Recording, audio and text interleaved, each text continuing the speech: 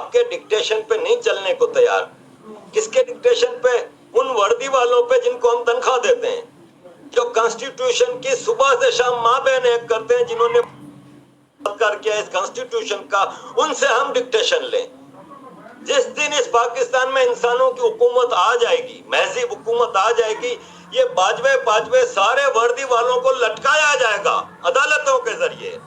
इन लोगों ने crimes against humanity किए हैं, पाकिस्तानियों को मारे हैं। मुझे बताएं दुनिया में एक हिस्ट्री में आर्मी जो अपने ही बंदों का कत्लेआम करे।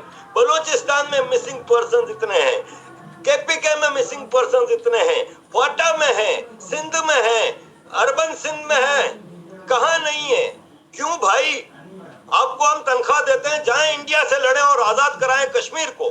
इसके लिए वो आपसे नहीं होता। वहां पे 93,000 पतलूने लटका के आ जाते हो और हमारे ठेकेदार बनते हैं। तो इन फौजियों को तो हम निपटना जानते हैं। कब तक चलेगा ये मामला? नहीं चलने वाला। ज्यादा कंगले हो गए, इनके पास तनख्वाहें देने के लिए पैसे नहीं है, भीखे नहीं मिल रही। अब इनको पता चलेगा, बहुत कम अरसा रह गया इनके पास। दुनिया कब तक खामोश रहेगी, आप देखिएगा।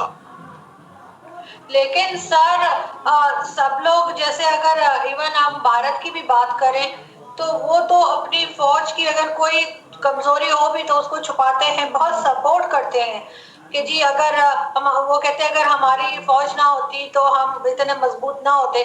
तो हम एज अ पाकिस्तानी हम अपनी फौज को क्यों सपोर्ट नहीं करते? क्या ये चीजें सब हम, हमारे पास कोई प्रूफ है इन सब बातों का? हम कोई दावा कर सकते हैं कि ये बात सच है, सिर्फ फैलाई भी नहीं है?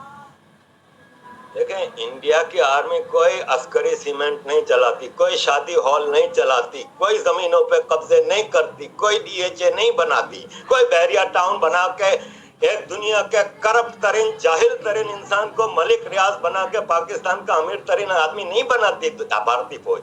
भारत की फौज को मैं सलाम करता हूँ सिर्फ एक बात पे, कि वो अपने कॉन्स्टिट्यूशन, अपनी पॉलिटिकल लीडरशिप के ऑर्डर्स को फॉलो करती है। हमारी आर्मी तो बेगैरत है। हमारी आर्मी को हम सपोर्ट करेंगे जिसने हमारे अपने भाइयों को मारा है। बांग्लादेश का जेनोसाइड आपको याद होगा, या इसको आप डिनाई करेंगी?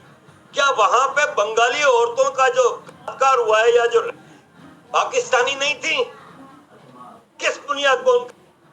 जिसपे मर्जी आई रॉ का ठप्पा लगा दिया कि जी रॉ एजेंट है, उनको ऑपरेशन करेंगे। चले तुम अमेरिकन एजेंट हो, सारी जिंदगी अमेरिका की गुलामी की है। जिसने उसामा बिन लादेन को पकड़ाया था, कर्नल इकबाल सईद, उसके घर की वीडियो कल रात वायरल हो रही है, जिसमें है वतन के सजीले जवानों गाना गा रही है। और ये जितने कर्नल पर्नल सारे भागे हुए अमेरिका में अय्याशी की जिंदगी गुजार रहे हैं, हाथ में विस्की के गिलास पकड़े हुए हैं। ये फौज की हम इज्जत करें? ये बाजवे की, ये शरीफ की, ये राहिल शरीफ जो इतनी बड़ी बड़ी बातें करता रहा, 1 अरब 26 करोड़ रुपए की जमीन दी है इसको। क्या इसकी खिदमत है सिवाय लूटने के, सिवाय 7 स्टार फोर्सेस के? और दुनिया की पहली आर्मी है जिसका आर्मी चीफ रिटायर होता है, दूसरे दिन किसी और मुल्क की नौकरी करने चला जाता है। इतना स्ट्रेटेजिक पोजीशन होती है। जिसका आईएसआई चीफ पाशा शेखों के जूते चाट रहा है। पाकिस्तान की न्यूक्लियर आर्मी का चीफ शुरता बना हुआ है शेख मोहम्मद का। इस फौज की मैं इज्जत करूं? अरे लानत भेजता हूं मैं इस फौज पे। पाकिस्तान मेरा जिंदाबाद है, पाक फौज मेरे लिए मुर्दाबाद है। लेकिन सर अगर पाक फौज ना होती तो आपको नहीं लगता कि अफगानिस्तान होती तो पाकिस्तान एक जन्नत होता? पाक फौज के होने से कुछ नहीं हुआ। हमने 55% पाकिस्तान इसी पाक फौज के होते हुए खो दिया। हमने, पाक फौज ने हमारे लिए क्या किया है? पाक फौज ने अफगान वार के जरिए ड्रग्स और हथियारों का अंबार लगा दिया कराची में और पाकिस्तान में। इस फौज की कोई एक खिदमत तो बताएं। या इन्होंने जाके आपका पीओके आजाद करा दिया है, या इन्होंने कई जन्नत शहद की नहरें भी चला दी हैं। अरे पानी तक कराची का ये सप्लाई करते हैं। ये बेगैरत करबला वाले यजीद से बड़े काफिर हैं। सर इनके, आज भी मैं एक टॉक शो देख रही थी रिपब्लिक भारत पे, तो उसमें उनके, मुझे नहीं पता अपोजिशन के थे या कोई एनालिस्ट थे, ये मैं, मुझे नहीं समझ आई, लेकिन कोई थे जो ये कह रहे थे कि सारी दुनिया चाइना के साथ खड़ी और भारत अकेला है। तो उसमें खैर दूसरी साइड जो लोग थे वो इस बात से एग्री नहीं कर रहे थे। तो आपको लगता है कि सब लोग चाइना के साथ है, भारत के साथ ऐसा कोई नहीं खड़ा हुआ? सिवाय पाकिस्तान के किसने बयान दिया है कि मैं चाइना के साथ खड़ा हूँ? व्लादिमीर पुतिन ने तस्वीर लगाई है, आई स्टैंड विथ इंडिया। सबने, ट्रंप ने भी तस्वीर लगाई, I stand with India. European union ने क्लियर कट मैसेज दिया है कि वी स्टैंड विथ इंडिया। अरे कल in world international court of justice में यूरोपियन यूनियन ने चाइना से ट्रेड एग्रीमेंट का बहुत बड़ा एग्रीमेंट जीता है और चाइना को फाइन और बहुत जबरदस्त पनिशमेंट दी गई है।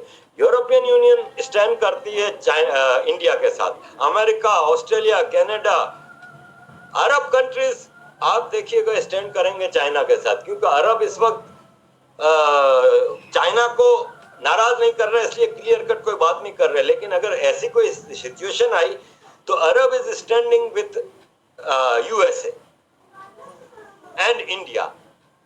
500 बिलियन डॉलर की इन्वेस्टमेंट है शहजादा मोहम्मद की। पाकिस्तान में इन्होंने सिवाय मदरसों को और कहीं इन्वेस्टमेंट नहीं की, सिर्फ मस्जिदें मदरसे बना के दिए।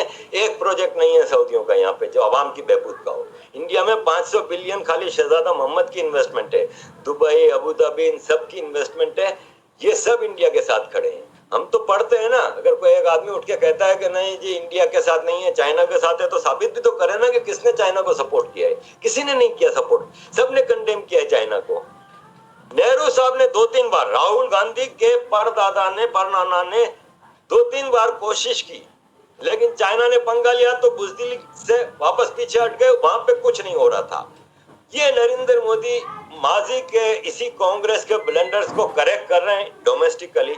उन्होंने वहां पे कंस्ट्रक्शन शुरू की, वहां पे पुल बना उस दरिया के ऊपर और कई रोड वोड बनने लगे। तो चाइनीजों ने उन वर्कर्स के, वो फौजी वर्कर्स जो थे, निहत्ते थे, क्योंकि चाइना इंडिया का पैक्ट है 1967 में कि फायरिंग नहीं होगी। तो इस वाक्य में भी एक भी गोली नहीं चली, तो उनके ऊपर हमला किया। अचानक हमला हुआ, 20 इंडियन फौजी शहीद हुए, चाइना के 50 से ज्यादा मारे गए। इंडियनों ने भी फिर भरपूर जवाब दिया इस अचानक हमले का, भाग गए। ये नहीं बढ़ेगी आगे।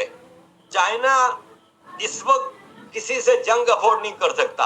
हाँ, एक मोहल्ले की जो भाई नहीं होती, जो मासी होती है, जो सबके घर में जाके लड़ाती है, सब कुछ करती है, एक हर मोहल्ले में एक पुरानी बूढ़ी होती है, वो पाकिस्तान है। वो कोशिश कर रहा है कि इंडिया से हम तो लड़ नहीं सकते, हमारी तो इतनी औकात नहीं है कि हम इंडिया से कुछ करें। जब भी लड़े हैं तो कभी सियाचिन दे दिया, कभी कारगिल दे दिया, कभी ईस्ट पाकिस्तान दे दिया। तो चाइना को उकसा रहे हैं हम, लेकिन होना वाना कुछ नहीं है। चाइना नहीं लड़ सकता इस वक्त, चाइना जंग अफोर्ड नहीं कर सकता।